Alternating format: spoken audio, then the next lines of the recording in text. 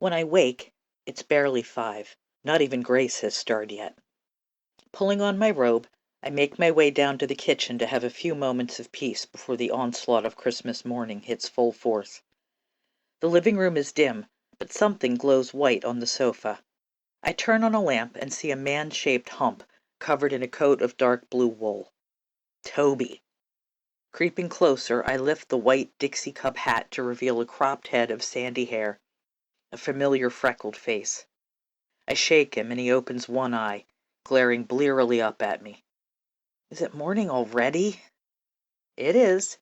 I squat beside the sofa, ridiculously glad to see him. When did you get in? 2, maybe? Scrunched up like this, he looks remarkably like Grace. I don't know, I was tired. I'll put the coffee on, I say, squeezing his shoulder. Do you want to have some before I summon the troops? He sits up at that, straightening his crumpled uniform, and grins at me. I'll do it. I watch as he strolls to the foot of the stairs, puts his hands on his hips, and bellows, I'm home! Max and I are lying face to face beneath the covers, enjoying the last bit of quiet we'll get until we meet again in this bed many hours from now. He shifts so our foreheads are touching. Ready to get up? He asks. Santa has to have come by now. I blink at his morning breath, but mine is probably no better. Let's stay a little longer. Pearl will start the coffee, and Grace will be up as soon as she smells it. But before the scent of coffee reaches us, a voice echoes up the stairwell. I'm home! We sit up, the blankets falling away. Max laughs and reaches for me. I kiss him quickly and scramble out of bed while trying to get into my robe and out the door before everyone else makes it to the living room. Did you know about this? I ask, as he holds the sleeve out for me. Not exactly. Max's smile says otherwise. He didn't want me to say anything in case he didn't get here by morning. I don't believe you didn't tell me. I'm too happy to be angry with him. By the time I make it down, everyone else is there.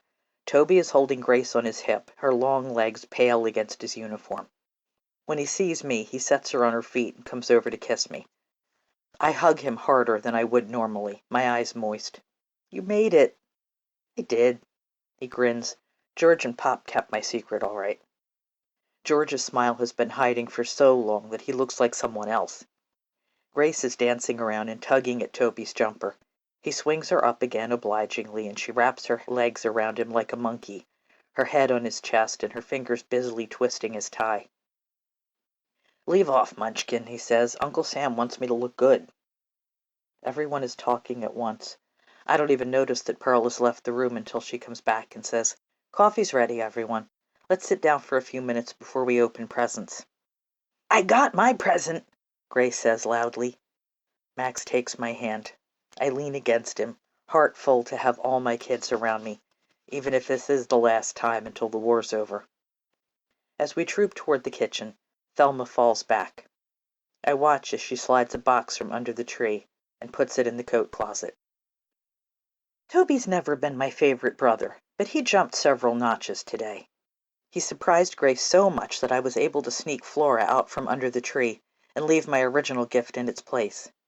It's enough. She got what she really wanted.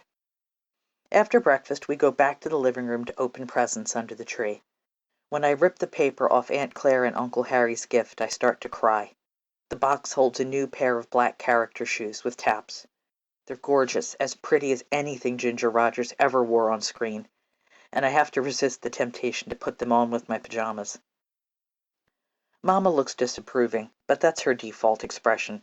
She probably told Aunt Claire not to buy them, which is exactly why Aunt Claire bought them. As I've grown up and been irritated by my sisters, and irritated them in return, I understand their relationship so much better. Pearl's gift is a small bottle of antique rose nail polish and a lipstick to match. I prefer red, but Aunt Claire told me that blondes like us don't have to be obvious. Mama raises her eyebrows at the lipstick. She's 14, Pearl. She's growing up, and we're at war. Her lips tighten. I don't know what that has to do with anything.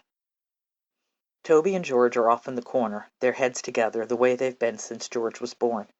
They're up to something. It doesn't take a genius to figure that out. You okay, Dolly? Dan nudges me. He's sitting with Pearl, but a part of him is elsewhere, at work or at war or wherever Tommy is. I don't understand what they do together. But I don't have to understand, I guess. When I was 12, Mama explained the basics of what men and women do, but she didn't say anything about men with men. Maybe she didn't want to think about it, or believe that they deserved their privacy. I'm fine, I tell him. I just want to try out my new shoes. Pearl is sitting on the carpet, surrounded by books, smiling like someone just gave her the world. If you ask me, my sister is just plain odd. I've read a few of her stories, and they're not bad, but I'd never get that excited over books. Pop stands up and adjusts the tie of his thick green bathrobe. Are we going to spend all day in our pajamas? He asks. Toby here looks so spiffy that I feel underdressed. You are underdressed, Mama said, but in your case, that's a good thing. Pop's terrible taste in neckties is a family joke. His suits are no better. The only nice one he owns is his wedding suit, and I swear Uncle Harry took him shopping for that, because it's a gray pinstripe, not plaid or herringbone or checkered. I've wondered if he's colorblind, but it's just as likely that he likes to embarrass Mama because she has such specific ideas of what's right and proper as far as clothes are concerned. George scoops Grace up off the floor and tosses her to Toby. Toby throws her up in the air until her head brushes the ceiling. Her squeals are enough to peel paint from the walls.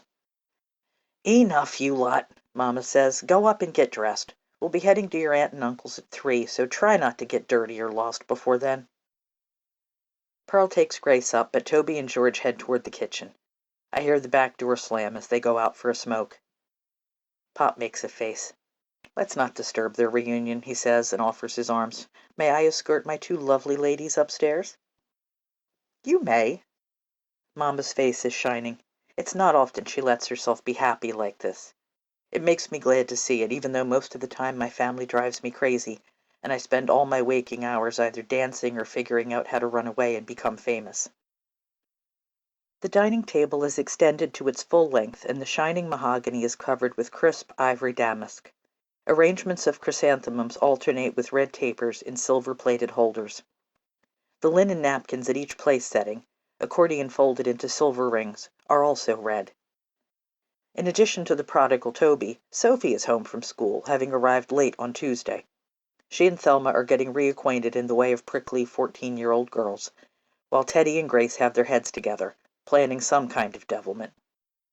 They will bear watching. Sometimes I feel they are the next generation of George and Toby. Those two are shoulder to shoulder, ignoring Ava's instructions to sit on either side of the table. They'd be no better, and this way if any food is flung, it's less likely to go astray. Since the boys won't be parted, Dan and Pearl sit together.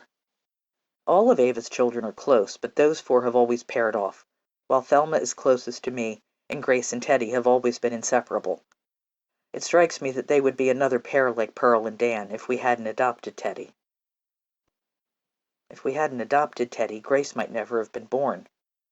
Or Daniel might still be alive, and there would be even more nieces and nephews, just not at our table. If my brother-in-law was alive, Ava would still be in Scoville Run, and Max would be no more than a friend of Harry's whom we saw only on occasion. If Max wasn't in our lives, I likely wouldn't have started the clinic that employs him and 5 other people, and has done so much good for the poor of Philadelphia, not to mention teaching me how to be an adult. Without Max, my sister would be a different woman. I'm sure she still misses Daniel, but she doesn't speak of him, at least not to me. But Max makes her lighter somehow. He makes her laugh, which is no easy thing, and he shared the burden of raising 6 children who were not his, although he'd argue that point, especially with regard to the youngest, who bears his name. Everything's ready, I say, looking at Ava and Pearl. Shall we? Although we're serving the meal, our cook, Mrs. Hedges, prepared most of the food and left specific instructions for finishing the roast and the more complicated side dishes. All the desserts were baked on Christmas Eve and are waiting under cover on a high shelf. I don't fool myself that Teddy couldn't reach them, if he wanted to, but he adores Mrs. Hedges and wouldn't want her to be disappointed in him. Ava marches to the stove, pulling on mitts like she's donning a uniform. Good Lord, did you order an entire cow? I grab a glove and help her ease the roasting pan out of the oven. We'd had to send Mr. Hedges out for a larger pan, but I don't want to admit that. Well, there are a number of bottomless young men at the table, I say, and watch her flush with embarrassment. Those boys will consume as much food as the rest of us put together. Pearl slides my largest tray on the counter, and together Ava and I hoist the roast onto it. The pan vegetables go in a bowl, while Ava quickly whips up gravy from the juices in the roasting pan. Careful of your dress. I offer her an apron, but she already has the saucepan back on the burner, stirring vigorously as the brown liquid bubbles. Don't fuss, Claire. It is her standard response when I try to help.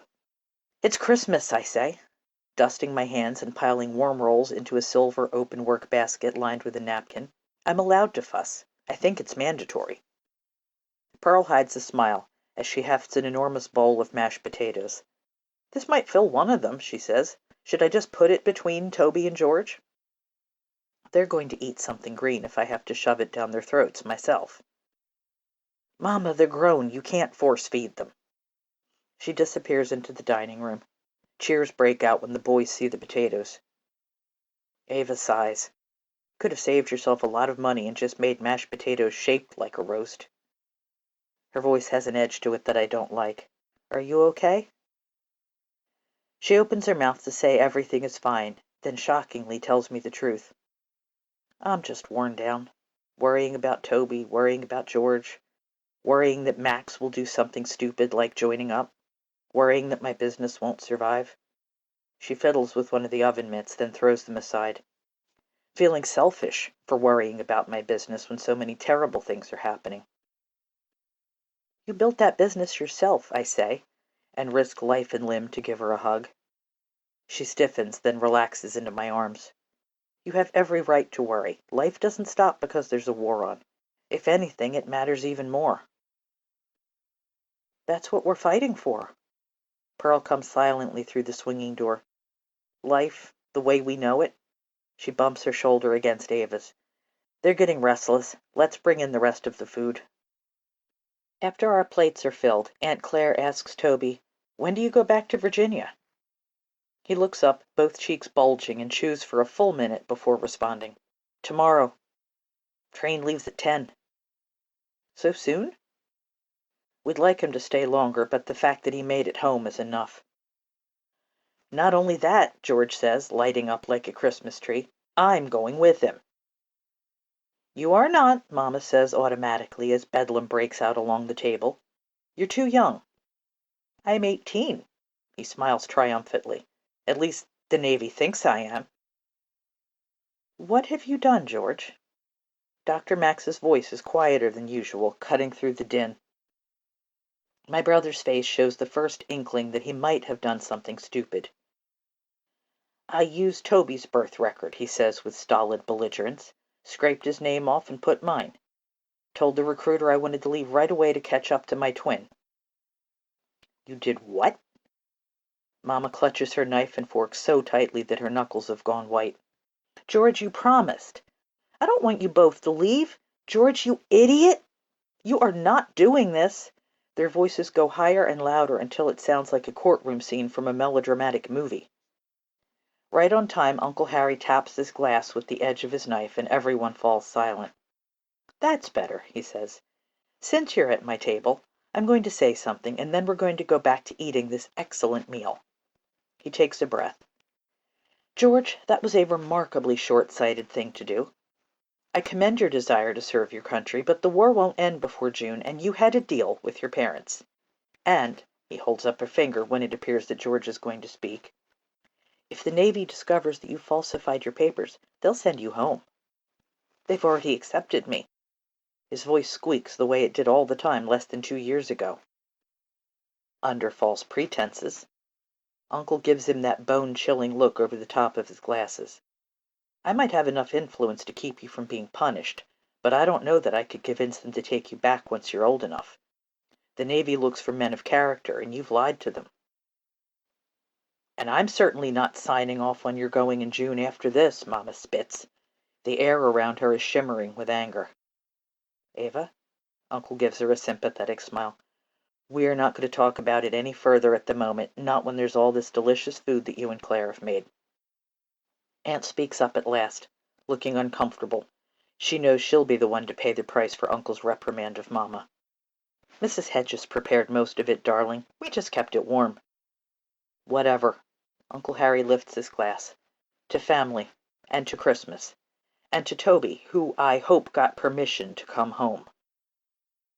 That he might not have had never occurred to me.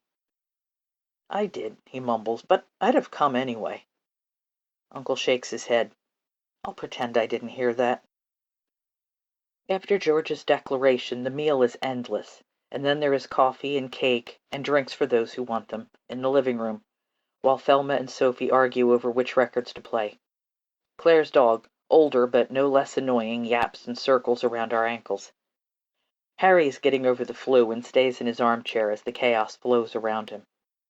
I'd never expected my sister's husband to take to the madness of a large family, but he loves it. I was impressed at how he managed George, though I'll have words with Claire after the holiday about being spoken to like one of my own children. Teddy and Grace sit on the floor near his feet, playing a game on a battered checkerboard. It involves much shouting and black and red game pieces in vertical stacks. It's called murder. It's like checkers, except Grace goes off into a long explanation of the game's unnecessarily complicated rules. And Teddy wins almost every time. But I'll get him yet. No, you won't, he says loftily, jumping one of her red pieces and adding it to the tower he just moved. That's 5 down. 2 more and I get to murder you. Decide how you want it to happen. Grace screws up her mouth. Open window, she says finally. Come at me from behind and push me. When Teddy grins, she adds, I'll reach back and grab you and we'll both fall, but we'll be saved by an awning like the one in your granny's building and we'll get to start over. There's such a contrast, my 2 youngest. Grace already has her father's height, and she came out of the womb with a full head of black hair, while Teddy is flaxen. No one would question that Claire is his mother. Let's not talk about pushing people out of windows, Pearl says, kneeling down beside them. Mama's sitting there making a list. When they are gone, I sag back against Harry's chest. That was exhausting. It always is, he says, but this was a bit more than usual. Teddy's warm hand creeps into mine. Is Aunt Ava going to kill George? Grace and I could give her a few ways to do it if she doesn't know how. I pull him against me. She won't, I tell him, but if she did, I'm pretty sure your aunt can take care of herself. You think? Harry murmurs. I hear the thickness in his chest. He's still not entirely better. Bed for everyone, I say firmly. Teddy, I'll be up in a few minutes. Pajamas on, teeth brushed. I turn to my husband. Same for you, plus let's put some Vicks on that chest. You still don't sound like yourself. I should have let Harry drive us home, but we walked over and we can't all fit in one car, even one the size of his. I'd hoped the exercise would wear everyone out, but between the excitement of Christmas, Toby's unexpected return, and George's bombshell, we're all wide awake. I'm not tired either, but I'm so tightly wound that if I don't get away from them soon, I'll embarrass myself. Dan is staying over, so I deputize him to make sure everyone gets to bed before midnight. I'll be asleep by then, he says. I've got to be at work by 8. Pearl steps forward. I'll do it, she says. Grace, say good night to your brothers. I kiss everyone and give Toby an extra hug. Thank you for making it home. I knew I would, he says gruffly, his cheeks reddening. I'm sorry I gotta leave in the morning. I knew you'd come. Grace wraps herself around his leg. I told Santa that I wanted you for Christmas. Max squats down. So does that mean we can return the rest of your gifts? No. She gives him a smacking kiss. You're silly, Pop. George is glued to Toby's side, as if his brother would protect him from me. Night, Ma. I hug him a little too hard. Think about what your uncle said. He wriggles free and grins at me, cocky as a 10-year-old. I did already.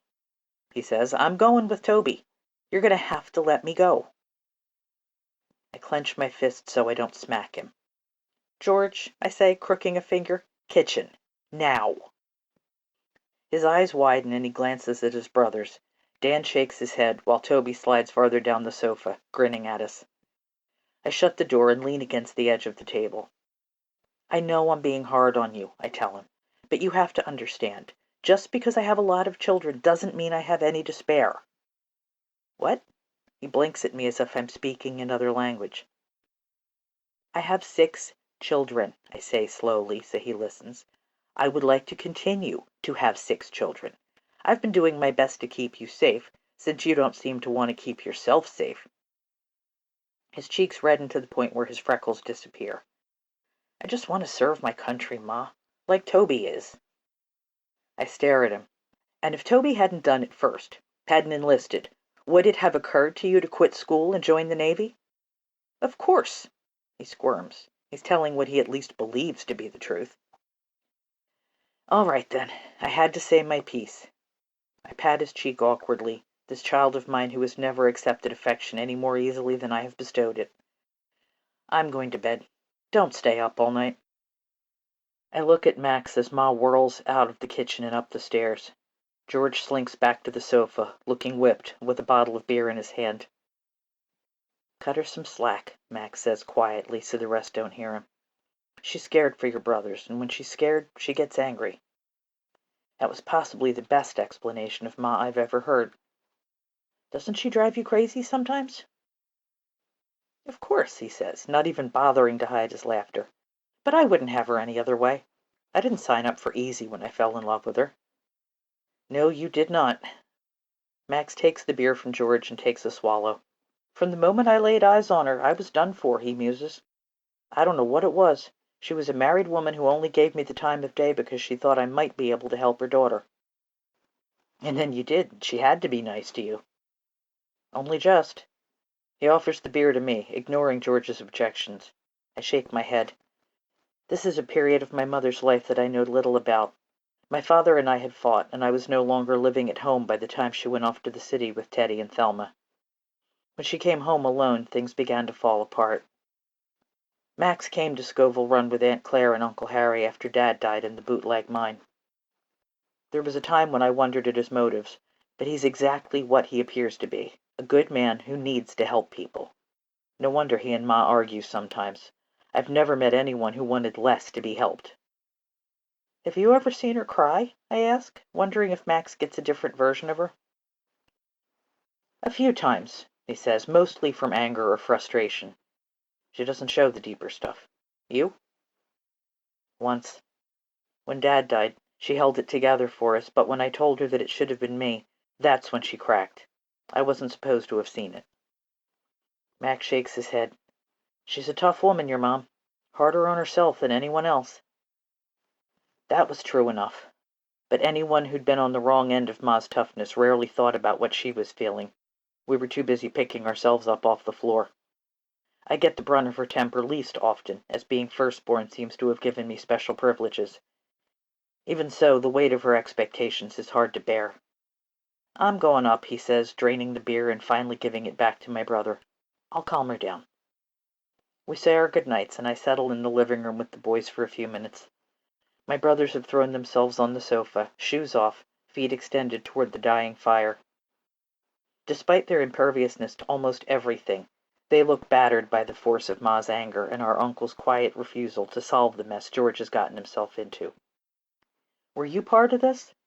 I watch as Pearl ushers Grace upstairs. Thelma leans over the back of the sofa. I think she's interested in the conversation, but it turns out to be another one of her dancer stretches. She does it a few times and then meanders after the others. Toby grins at me. I wrote and suggested it. I didn't think it would really work. But it did, and now George will be leaving with him in the morning, unless he tells the truth. Ma left it in his lap, knowing he would just keep trying. I'm hoping you'll do the right thing, she said on the way home. Go to the recruiter and tell him you lied about your age. They won't hold it against you. They will, George said stubbornly. Uncle even said so. And I don't want to stay home. I want to fight. Pearl tried to talk sense to him, though George and Toby have only ever listened to themselves. Once in a while Max gets through, but not this time. You're going to kill Ma, I say. She didn't want Toby to go. She's not ready to lose both of you. George's lip juts out. You're her favorite, and you ain't going anywhere. It doesn't mean she doesn't love the rest of you. There's no point in denying something everyone knows. I'm still going. I wouldn't have expected anything else. I put a hand on each of their shoulders. Just be good to her in the morning, okay? Tell her you love her, George, and that you're sorry. He huffs out a breath. I can maybe do that. Pearl meets me at the top of the steps. Any change? I shake my head. It's like talking to a wall. It always has been. I poke my head in to say goodnight to the girls and go up to the third floor, where years ago I made a bedroom from a small storage area. As I pass, I try not to listen to Ma's anguished voice on the other side of their closed door. When the door closes behind Max, I've removed my shoes and taken out my hairpins, but undressing seems beyond me. Tired? Max sheds his jacket and sits on the edge of the bed. I feel like I'm drowning. The sensation washed over me repeatedly during the long day, making me want to run home and hide from everyone. I dealt with it by hiding in Claire's kitchen, though I claimed to go to her house to escape kitchen chores. You have to let them go, Max says gently. He may not be 18, but he's a man in his own mind. He rubs my back between my shoulder blades the way he knows I like. And I'm not sure what kind of trouble he would get into if we said he'd falsified his birth certificate. We? I tip my head back. It feels good, even though I don't want to admit it. I'll always support you, Ava. He stops rubbing. I think you're wrong in this instance, but it's your call to make. They're your kids, no matter that they feel like mine. All I can do is offer my opinion. This is one of those times I wish I could find the words to tell Max how much I love him. He knows, but it would be nice to say it just once. My throat closes every time I try. You think he'll be okay? He'll have the Japanese quaking in their boots. There is laughter in his voice. I think he'd be better in the Marines, personally, but where Toby goes, there also goes George. You think they'll be fighting Japan? More than likely. His hand resumes its circular motion. The Pacific is going to heat up pretty quickly. But what if something happens? To one or both of them. I got my boys away from the mines to keep them safe, and now they're volunteering to go to war.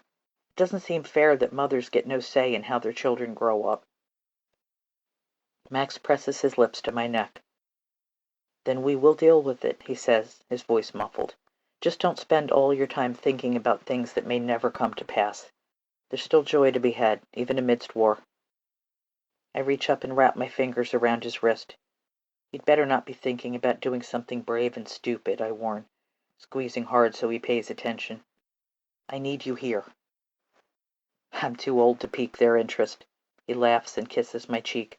I might volunteer for the medical board if my lady would allow that. So long as he stays away from danger, I'll allow him almost anything. That would be all right. I lean my head against his chest and feel the comforting, steady thump of his heart. I'm worn out. Why is going to my sister's even more tiring than having a big supper here? Max moves to the dresser and empties his pockets, then whips off his tie and drapes it over the closet doorknob. Because it's exhausting to pretend you don't enjoy how they live? He begins to unbutton his shirt. Or because it's Teddy's birthday? Something clenches in the vicinity of my heart. That's nonsense. He's their son. I accept that. Max stands before me in his undershirt. I note the freckles on his shoulders, the hair visible at the neck of his shirt, darker than the hair on his head. He's not a particularly handsome man, but I rarely notice that because there's a goodness in him that is stronger than any physical attribute. It's hard, I acknowledge and see the glint in his eyes. Do you want to go to bed? With you? He puts his arms around me. Always.